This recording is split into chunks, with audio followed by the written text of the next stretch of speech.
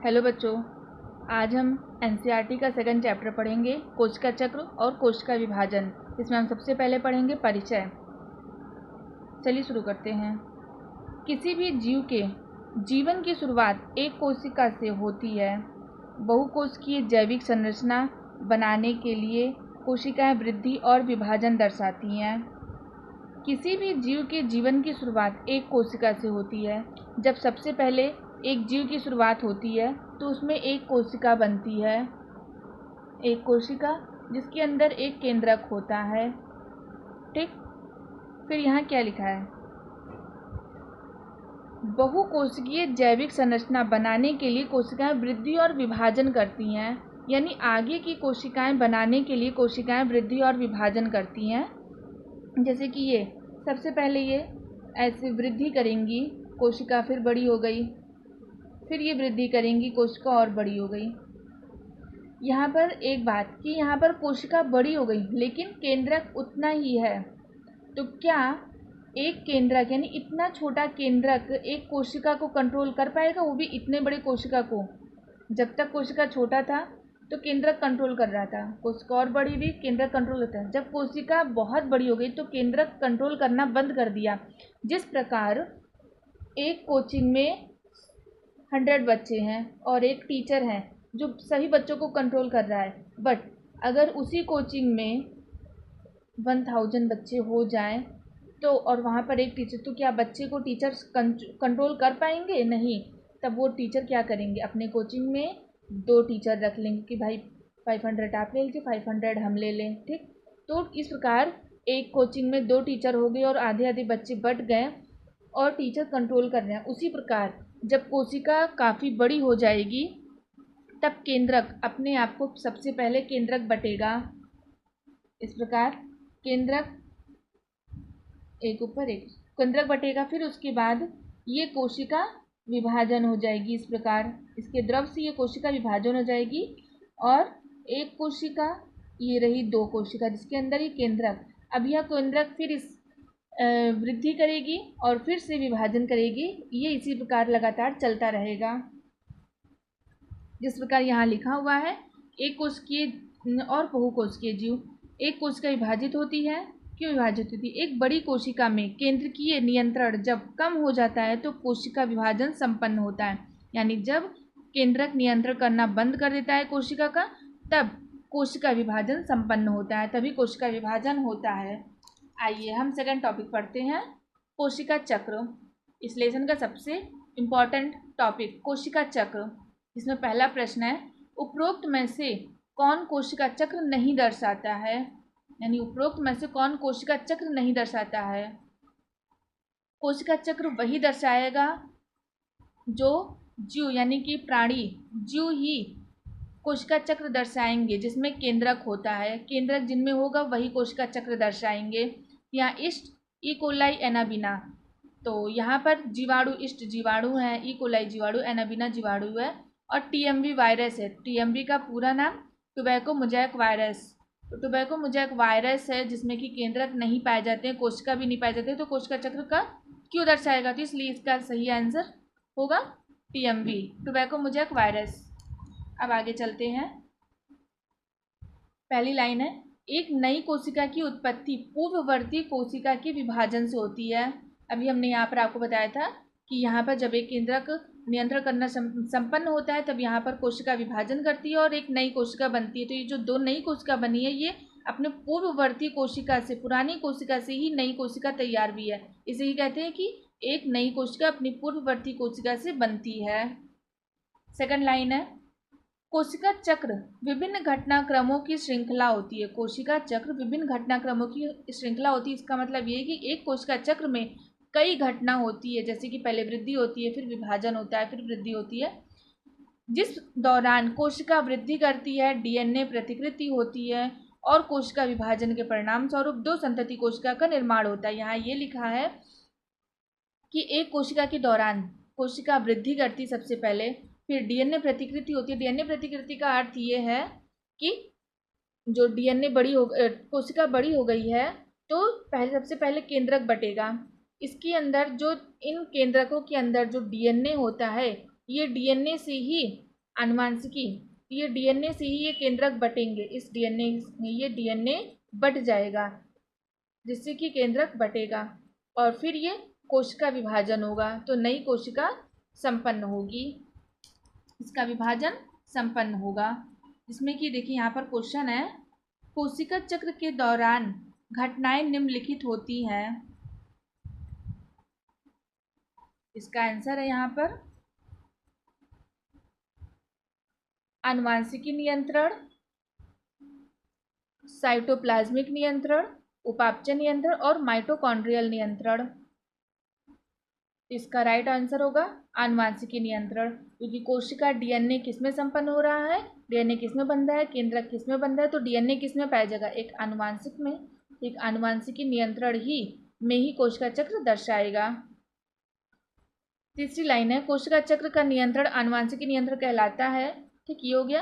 अब है पादप। पादप में विभाजन दो प्रकार से होता है, कोशिका विभाजन है, ये भी कोशिका विभाजन है। एक कोशिका विभाजन है जो चलता रहता है और एक कोशिका विभाजन है जो एक समय के बाद बंद हो जाता है। जो कोशिका विभाजन चलता रहता है उसे विभिजोतक ऊतक कहते हैं और एक समय के बाद बंद हो जाता है उसे अस्थायी ऊतक कहते हैं। जैसा कि आप लोग इसे 10th 11th है, 10th में, इसमें 12th में आप पढ़ चुके होंगे विभिजोतक और स्थायी ऊतक, तो कुछ बच्चों को इसके बारे में पता होगा। आगे हम लोग पढ़ते हैं जंतु ऊतक के विषय में। जंतु ऊतक के प्रकार हैं उपकला ऊतक, संयोजी ऊतक, पेशी ऊतक और तंत्रिका ऊतक। हमारे यानी कि जंतु में यानी हम सब में 4 प्रकार के ऊतक होते हैं, जिसमें कि उपकला ऊतक, संयोजी ऊतक और पेशी ऊतक, ये विभाजन करते रहते हैं यानी हमेशा करते रहते हैं। जो तंत्रिका ऊतक होती है यह एक ऐसी ऊतक है, तंत्रिका ऊतक है जो विभाजन नहीं करती, यानी कि विभाजन क्षमता नहीं होती, इसमें एक समय के बाद यह विभाजन करना बंद कर देती है। ओके, और यह सभी विभाजन करते रहते हैं। इस पर लाइन है कि विभाजन कब तक चलता है, तो इसका नियंत्रण हार्मोन करता है। हार्मोन ही डिसाइड करता है कि विभाजन कब करना है, तो इस हार्मोन के ही कारण इनमें विभाजन चलता रहता है और इनमें विभाजन बंद होता है। कि आप पूछेंगे कि इसमें विभाजन अचानक चलता है तो कैसे बंद हो जाता है, तो इसका है हार्मोन डिसाइड करता है कि हार्मोन अब बंद होना चाहिए। सभी जीवों तथा कोशिका में कोशिका चक्र का समय अंतराल भिन्न भिन्न होता है, यानी हर जिस प्रकार के जैसे जीव होंगे उसी प्रकार उसका कोशिका चक्र का समय अंतराल भिन्न भिन्न होगा। उसी प्रकार इसका कोशिका चक्र जो कोशिका चक्र विभाजन का चक्र होता है उन सभी का अलग अलग होता है। अलग अलग प्रकार के जीव और अलग अलग प्रकार के कोशिका विभाजन चक्र का समय होता है। जिस प्रकार यहाँ लिखा है, मानव कोशिका यानी मानव कोशिका की त्वचा में 24 घंटे में एक बार कोशिका विभाजन करती है, 24 आवर में एक बार कोशिका विभाजन करती है। इष्ट एकल कोशिका कवक है जिसमें 90 मिनट में एक कोशिका विभाजन करती है। यही ई कोलाई जो जीवाणु है वो 20 मिनट में एक कोशिका विभाजन करती है। ठीक, ये इंपॉर्टेंट है, आप लोग इसे याद कर लीजिएगा। आगे चलते हैं, देखिए यहाँ पर है, एक सेकंड।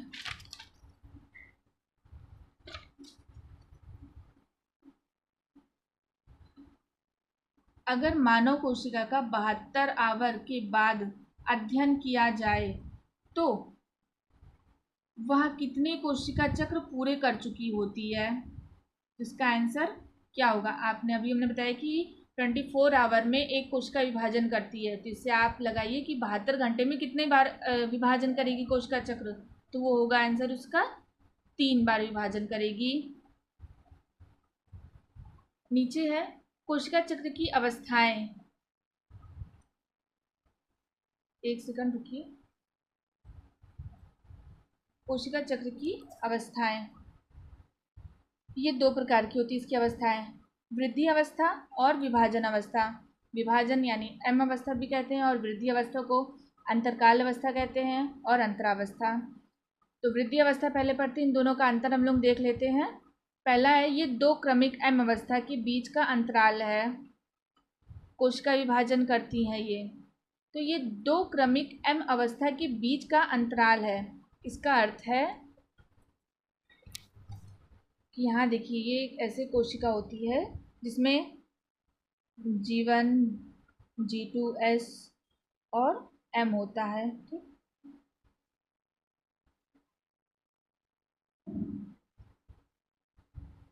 ये है,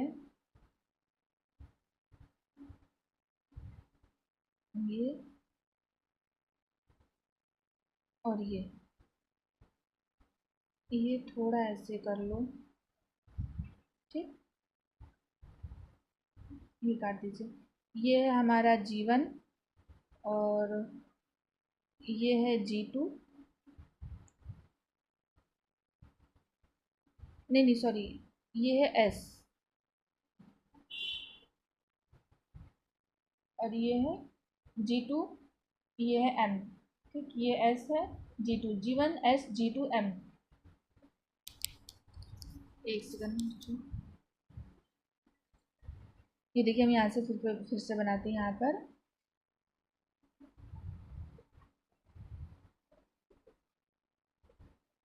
ये है, एक ये है, और एक ये है हमारा G1 S G2 और M, ठीक। एक कोशिका जब यहाँ से चलती है तब यहाँ G1 पार करती है, जबकि वृद्धि करती है, फिर ये आती है S में जबकि वृद्धि करती है, फिर ये जाती है G2 में वृद्धि करती है, फिर जब ये M अवस्था में पहुँचती है तब यह कोशिका विभाजन करती है। और देखिए यहाँ पर क्या है, एक कोशिका आई G1, फिर S पार करी, फिर G2 पार करी वृद्धि करते हुए, और यहाँ पर ये वृद्धि करी, ठीक। यहाँ पर इसने कोशिका ने विभाजन करा। अब जब ये कोशिका विभाजन कर ली तब इसके पास क्या आया, ये फिर जीवन में पहुँच गई। इसका मतलब जीवन में पहुँची कोशिका, यानी कि अब ये फिर से वृद्धि करेगी और फिर ये विभाजन करेगी।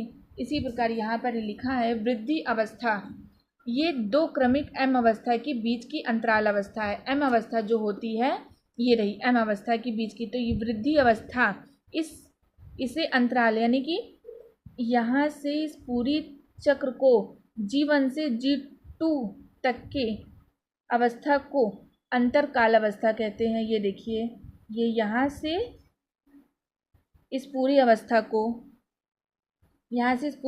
को अंतरकाल अवस्था कहते हैं।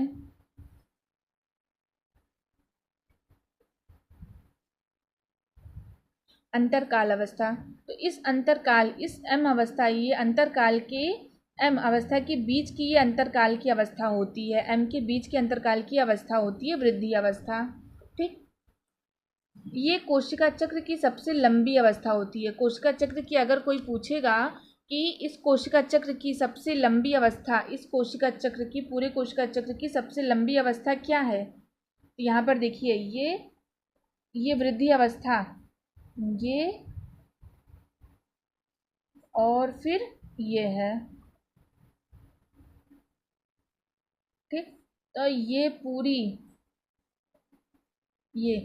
पूरी अंतराल अवस्था, ये क्या यहाँ पर कोशिका चक्र की सबसे लंबी अवस्था ये है G1 S G2 अंतराल अवस्था। यानी कि प्रश्न बनेगा कि कोशिका चक्र की सबसे लंबी अवस्था कौन सी है, तो यहाँ आपका आंसर होगा अंतराल अवस्था कोशिका चक्र की सबसे लंबी अवस्था होगी। ओके, हाँ, एक प्रश्न इसमें यह बनेगा कि अंतरकाल अवस्था में सबसे लंबी अवस्था किसकी है, अंतरकाल अवस्था में सबसे लंबी अवस्था किसकी है, तो उसका आंसर होगा G1 अवस्था सबसे लंबी होती है। ये देखिए, ये G1 अवस्था यहाँ से यहाँ तक है, फिर ये है, फिर ये है, तो अंतरकाल अवस्था में G1 सबसे लंबा होगा और कोशिका चक्र में सबसे लंबा अंतरकाल अवस्था होगा, ठीक। चलिए आगे देखते हैं। जिसका 95% से ज़्यादा होता है, ये पूरा बताया ना 95% से, तो 95% से ज़्यादा होता है समय कोशिका की अवस्था में रहता है। तीसरा है लाइन, कोशिका उपापचय रूप से सक्रिय होता है, यानी कोशिका में उपापचय रूप से ये सक्रिय होता है क्योंकि वृद्धि कर रही है, ये वृद्धि कर रही है, तब यहाँ पर रुक करके यह विभाजन करती है, तो यह वृद्धि अवस्था हमेशा के लिए यह हमेशा सक्रिय होती है वृद्धि अवस्था में। अब हम पढ़ते हैं विभाजन अवस्था। विभाजन अवस्था करती है, यह कोशिका विभाजन करती है। विभाजन अवस्था M अवस्था, तो अभी मैंने बताया ना ये कि यह है कोशिका चक्र की M अवस्था जहाँ पर कोशिका आकर विभाजन करती है, तो यहाँ पर आकर कोशिका विभाजन करती है। फिर कोशिका चक्र का 50% का यह अवस्था होता है, सबसे ज़्यादा वृद्धि अवस्था होता है, फिर उसके बाद 50% का विभाजन अवस्था होता है, ठीक। देखिए यहाँ पर प्रश्न है, कोशिका चक्र का सबसे लंबा चरण कौन सा होता है? तो इंटरफेज, यानी कि अंतराकाल को इंटरफेज कहते हैं। याद रखिएगा, अंतरावस्था को ही, अंतराकाल को ही इंटरफेज कहते हैं।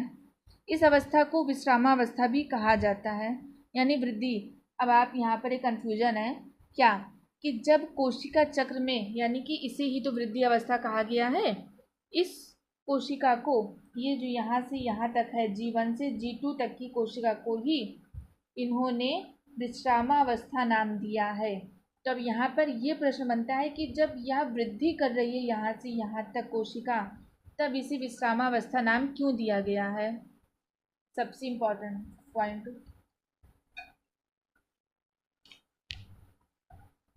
देखिए यहाँ लिखा है, अंतरावस्था में सक्रिय रूप से कार्य होता है, फिर भी इसे विश्रामावस्था कहा जाता है।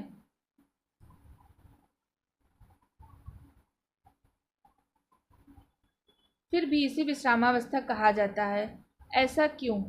ऐसा इसलिए क्योंकि जब अंतरावस्था वाली कोशिका माइक्रोस्कोप में जब देखा गया था, यानी जो वृद्धि हो रही थी, इस कोशिका की वृद्धि हो रही थी, तो इन लोगों ने देखा कि कोशिका तो वृद्धि कर रही है, एक कोशिका से वृद्धि, कोशिका बढ़ी, फिर कोशिका बढ़ी, फिर कोशिका, मगर ये कोशिका तो बढ़ रही है, मगर इसमें कोई भी तरीके का इसमें बदलाव नहीं देखा जा रहा है, केवल कोशिका बढ़ रही है ना, इसमें कोई भी कोशिका का मतलब कि कोई कोशिका बदलाव नहीं देख रही। माइक्रोस्कोप में लोगों ने देखा कोई कोशिका गतिविधि नहीं कर रही है, कोई बदलाव नहीं दिख रहा है।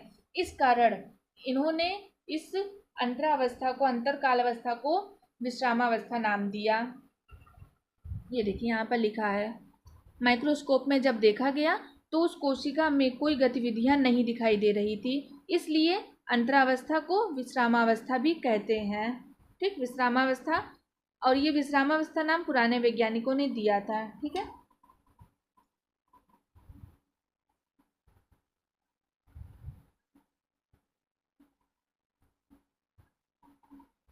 चलिए तो अब हम इस पर कुछ प्रश्न, हमने जो अब तक पढ़ा है उसकी हम कुछ प्रश्न भी कर लेते हैं। कोशिका चक्र के दौरान घटनाएं निम्नलिखित अंतर्गत होती हैं। देखिए बच्चों, हमारा लेसन पढ़ने से ज़्यादा इम्पॉर्टेंट, या उस लेसन को कंप्लीट करने से ज़्यादा इम्पॉर्टेंट, उसे समझने, सबसे ज़्यादा उसे समझना ज़रूरी होता है, और फिर उसे समझ करके उस क्वेश्चन को करना ज़रूरी होता है। जब तक आप क्वेश्चंस नहीं करेंगे, उसके आंसर्स नहीं सॉल्व करेंगे, तो आपको ये नहीं पता चलेगा कि आपने क्या पढ़ा या क्या सीखा। इसलिए आपको क्वेश्चंस करना बहुत ज़रूरी है। इसलिए पढ़ने के बाद आप सभी जो आप पढ़ेंगे उन सभी के आप क्वेश्चंस ज़रूर आप करेंगे, उसे सॉल्व करे बिना नहीं जाएंगे, नहीं तो फिर आपका पढ़ना बेकार है। तो चलिए हम लोग कुछ क्वेश्चंस करते हैं, तभी जाइएगा। कोशिका चक्र के दौरान घटनाएं निम्नलिखित के अंतर्गत होती हैं। तो वह आनुवांशिक नियंत्रण, अभी मैंने पहले बता भी दिया था कि कोशिका चक्र के दौरान जो घटना होती है वो आनुवांशिक होती है, क्योंकि उसमें डीएनए होता है, जो डीएनए विभाजन होता है, तो डीएनए एक आनुवांशिक चक्र होता है, आनुवांशिक नियंत्रण जिसे कहते हैं। ठीक, आनुवांशिक नियंत्रण यह घटना कहलाएगी। दूसरा है तारक केंद्र द्विगुणित होते हैं। तारक केंद्र द्विगुणित होते हैं तो किसमें होता है? G1 चरण में, S चरण में, G2 चरण में, या प्रारंभिक प्रोफेज में। तारक केंद्र द्विगुणन होता है तारक केंद्र का, वह है S चरण में। दिए गए दो कथनों पर विचार करें। क्या क्या है? G1 चरण के दौरान कोशिका उपापचय रूप से सक्रिय होती है और लगातार बढ़ती है, लेकिन इसका डीएनए प्रतिलिपि नहीं होता है। दूसरा है, G2 चरण के दौरान प्रोटीन का संश्लेषण होता है। ठीक, ये दो है कथन, हमारे पास दो कथन है। यहाँ पर सबसे पहले दिया गया है कि G1 चरण के दौरान कोशिका उपापचय रूप से सक्रिय होता है और लगातार बढ़ता रहता है, लेकिन इसका डीएनए प्रतिलिपि नहीं होता है। अभी मैंने आपको सबसे पहले, आप बता सकते हैं यहाँ पर क्या सही है, इसका पहला सही है। अभी मैंने सबसे पहले कहा था कि G1 चरण में कोशिका उपापचय रूप से सक्रिय होती है, यानी हमेशा सक्रिय रहती है। यहाँ पर बताया कि कोई गतिविधि नहीं होती मगर सक्रिय रहती है और लगातार यह बढ़ती है। जीवन की अवस्था में ही कोशिका हमेशा बढ़ती रहती है, वृद्धि जीवन में ही करती है, लेकिन इसका डीएनए प्रतिलिपि, यानी इसका डीएनए प्रतिलिपि मतलब कि डीएनए अभी विभाजन नहीं कर रहा है, G1 में विभाजन नहीं करेगा। वह तो जब G2 में आएगा जब m अवस्था में आएगा तब विभाजन करेगा। तो G1 में यह विभाजन नहीं करता है, तो वही लिखा है कि लेकिन इसका DNA प्रतिलिपिकरण नहीं होता है। तो इसमें क्या सही है? इसका पहला सही है, ठीक। जिसमें कोशिका उपापचय रूप से सक्रिय होता है और लगातार यह बढ़ता रहता है। ये हो गया इसका पहला कथन सही होगा।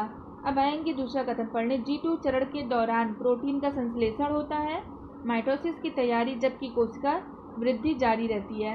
यानी G1 के चरण में उपापचय रूप से सक्रिय रहता है और लगातार बढ़ता रहता है। नहीं, G1 में यह बढ़ता है, G1 में ये बढ़ता रहता है, फिर S पार करता है, फिर G2 में जब ये पहुंचता है तो ये कोशिका G2 के बाद कहाँ जाएगा? M में ना, और M में जाने के बाद यह विभाजन करेगा। तो जब कोशिका G2 में पहुंचेगी तब यह कोशिका G2 में पहुंचने के बाद माइटोसिस की तैयारी करेगी। माइटोसिस की तैयारी मतलब M में जाने के लिए यह विभाजन की तैयारी करेगी। प्रोटीन का संश्लेषण होगा, क्योंकि विभाजन करने के लिए इसे प्रोटीन की ज़रूरत होगी। विभाजन करेगी, प्रोटीन का संश्लेषण करेगी, माइटोसिस की तैयारी करेगी, और जबकि कोशिका वृद्धि जारी रहती है। कोशिका वृद्धि G2 में है तो जारी रहेगी, इसलिए इसका कथन भी सही हो गया। यहाँ आंसर है, दोनों कथन 1 और 2 सही है, ठीक। अब हम सभी सेकंड क्वेश्चन में आते हैं। देखिए आगे इसका क्वेश्चन है, यदि प्याज की नोक की कोशिका का DNA सामग्री M चरण के अंत में 2C है तो S चरण के अंत में इसका DNA सामग्री क्या होगा? इसका मतलब ये है कि यदि प्याज की नोक की कोशिका का DNA, जो प्याज की नोक है उसकी कोशिका ली गई है और DNA सामग्री में M चरण के अंत में इसका 2C है, जो M चरण जाता है विभाजन करने M चरण में, तो इसमें इसका 2C है, तो S चरण के अंत में इसका DNA सामग्री क्या होगा? तो भाई सीधी सी है, जब S चरण में है यानी G1 से निकली S में आई, फिर G2 में आई, फिर M में जाएगी। M के अंत में 2C है तो S में तो ये 4C रहेगी, क्योंकि जब 4C यहाँ पर होगा तभी जाकर कि यहाँ M में ये 2C होगा। S चरण में ये S चरण के अंत में 4C होगा तो M चरण में 2C होगा, ठीक। कोशिका वृद्धि के दौरान DNA संश्लेषण होता है। कोशिका वृद्धि के दौरान DNA का संश्लेषण कहाँ होता है? तो वो है S चरण में। ये आपको इम्पॉर्टेंट है, आपको ध्यान देना होगा कि किसमें 4C G1 में नहीं होगा, ना ही G2 में। 4C DNA सामग्री की 4C S चरण में हो जाएगा, अंत में M चरण के अंत में 2C होगा, ठीक। जिस प्रकार यहाँ पर देखिए सबसे इम्पॉर्टेंट है, कोशिका की वृद्धि के दौरान DNA संश्लेषण होता है, यानी कोशिका वृद्धि के दौरान DNA का संश्लेषण कहाँ पर होगा? तो वह है S चरण। अगर आप इसे नहीं ध्यान देंगे क्वेश्चंस पे तो आप फिर कोई क्वेश्चंस नहीं कर पाएंगे, आपके पढ़ने का कोई मतलब नहीं रह जाएगा। इसलिए क्वेश्चंस की तैयारी कीजिए, उस पर ध्यान दीजिए कि क्वेश्चंस में क्या लिखा हुआ है। ये सब अभी आपने पढ़ा हुआ है, ध्यान देंगे तो आप क्वेश्चंस कर लेंगे ज़रूर। नेक्स्ट क्वेश्चन है, कोशिका चक्र के दौरान कोशिका चक्र के किस चरण के दौरान कोशिका में DNA की मात्रा 4C स्तर पर बनी रहती है? यदि प्रारंभिक मात्रा 2C के रूप में निर्दिष्ट है, इसका मतलब है कि DNA की मात्रा 4C स्तर पर बनी हुई है, तो प्रारंभिक मात्रा 2C के रूप में निर्दिष्ट है। यदि प्रारंभिक मात्रा में 2C के रूप में निर्दिष्ट है तो कोशिका चक्र के किस चरण के दौरान DNA की मात्रा 4C है? तो वो होगी G2 से M तक, क्योंकि यहाँ पर 2C M अवस्था में होता है और 4C S अवस्था में होता है। तो है ना कि G1 S G2, तो S में ये G1 S G2 M, तो इसमें यहाँ पर ये 4C अवस्था में हो जाता है और ये होता है 2C अवस्था में। तो ये M से G2 S नहीं होगा, यहाँ G2 होगा, G2, तो G2 4 अवस्था, तो यहाँ G2 से M तक 4C से 2C होगा, क्योंकि जब G2 में 4C आएगा, G2 में जब 4C होगा तब यहाँ पर यह विभाजन करके 2 कोशिका बनेगा, तो इसलिए यहाँ पर 2C लिखा गया है। तो G2 से M तक या 4C से 2C हो जाएगा। नेक्स्ट क्वेश्चन करते हैं। कोशिका चक्र का सबसे लंबी अवस्था कौन सी है? वह इंटरफेज यानी कि अंतरावस्था। अंतरावस्था इसकी सबसे लंबी चरण होगी, इंटरफेज जिसे कहते हैं।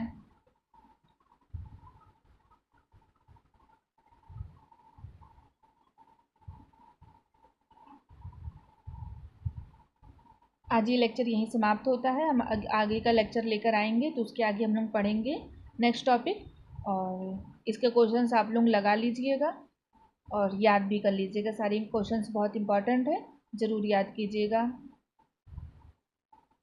तो चलते हैं दोस्तों, बाय बाय।